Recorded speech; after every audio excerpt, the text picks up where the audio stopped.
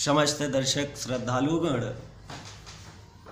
अपने भारत व विश्व में जहाँ कहीं भी हैं, आप सबका शुभकामनाओं के साथ ये पावन 2021 मकर संक्रांति अपने भक्तों के लिए अनंत, जैसे त्रेता युग में भाइयों बहनों आप सब जानते हैं फाल्गु नदी दूध बहती थी। क्या बहती थी भाइयों बहनों? फाल्गु नदी दूध बहती थी। जहां आज भी लोग पिंडदान करने जाते हैं गया जी में, वहां दूध बहती थी, पर दूध बहना बंद हो गया। क्यों बंद हो गया? क्योंकि उस दिन भी भगवान श्री रामचंद्र जी जब अयोध्या से वनवास गए और वनवास में जाकर के कैसे अपने समय को बिताए और समय बिताए, असुरों का अंत किए और भक्तों का कल्याण किए, ऋषि मुनि संत साधु सबका कल्याण किए और असुर दल का अंत कर जब अयोध्या में आए तो लोग वहाँ कहने लगे कि राम अगर राजा बनते हैं तो इनके पिता दशरथ जी का मरण हुआ था, ये वनवास गए थे, तो ये पिंडदान कैसे किए, कब किए, तो कैसे ये महाराजा बनेंगे, राजा बनेंगे। भगवान राम कहे कि हम फाल्गु नदी जहाँ दूध बह रही हैं, वहीं बगल में एक वृक्ष पीपल के हैं, वहीं गऊ हैं, वहीं ब्राह्मण हैं जिसने संस्कार बनाया, हमने पिंडदान दिया, हर धूप चारा पांचों से गवाही हुई थी। भाइयों बहनों, लोभ के मारण जब भगवान राम सबको लेके वहाँ पहुँचे ना, तो वहाँ पंडित जी जो पुरोहित थे वो भरी अयोध्या के लोगों को देखकर सोचे कि अभी इतने लोग आए हैं, भगवान राम स्वयं आए हैं, लक्ष्मण भरत शत्रुघ्न, अब पूरी अयोध्या आई है, तो ये अगर हम कह देते हैं कि ये पिंड नहीं किए तो अभी अगर करेंगे तो बहुत ढेर सारे धन हमें मिलेंगे। भाइयों बहनों, अगर ढेर धन की जहाँ इच्छा है वहीं तो दुख है, और जितने में इंसान अपना दिनचर्या जीवन जी रहा है उतने में आनंद से रह रहा है वही तो सुख है। तो आगे लोभ ही काल कहा गया है, और श्रम जितना प्रभु बना के हम और आपको रखे हैं, जितना दे रहे हैं उतने में ही तृप्त रहे।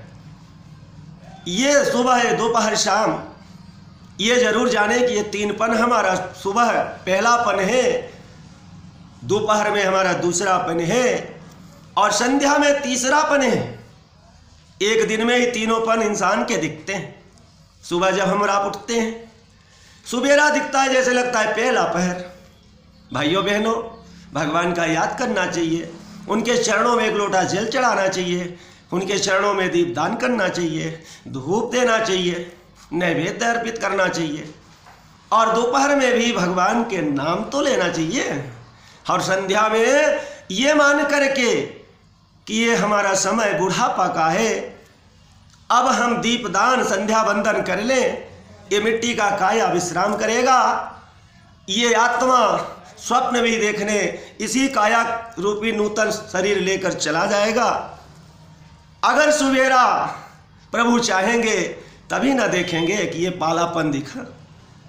इसलिए नित्य नैमित्तिक अपने कर्म धर्म करते हुए भगवान के चरणों में हर इंसान का धर्म है, हर धर्म का सम्मान करते हुए कहता हूँ कि तीन पहर अपने प्रभु का याद जरूर किया करें, और एक घड़ी आधा घड़ी, आधे में भी कुछ आधा प्रभु के चरणों में ध्यान भी किया करें, और दीपदान अवश्य करें, क्योंकि दीपदान भाइयों बहनों कोई भी शुभ कार्य हम और आप बिना दीप का नहीं कर सकते, क्योंकि शुभम करोति कल्याणम आरोग्यम सुख संपदा शत्रु बुद्धि विनाशाय दीपम ज्योति नमस्तुते।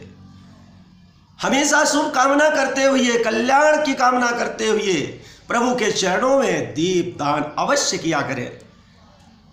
अगर यहाँ हम और आप दीपदान करते हैं तो एक दिन ये आत्मा निश्चित ये नूतन शरीर लेकर जब प्रभु के धाम जाएगा तो वहाँ भी हमें जरूरी है प्रकाश अगर यहाँ दिए हैं, भोजन यहाँ दिए हैं, शयन यहाँ बिस्तर दिए हैं, दान पान का ही वहाँ अपने को अधिकार रहता है, जो यहाँ हम किए वो अवश्य प्राप्त होता है।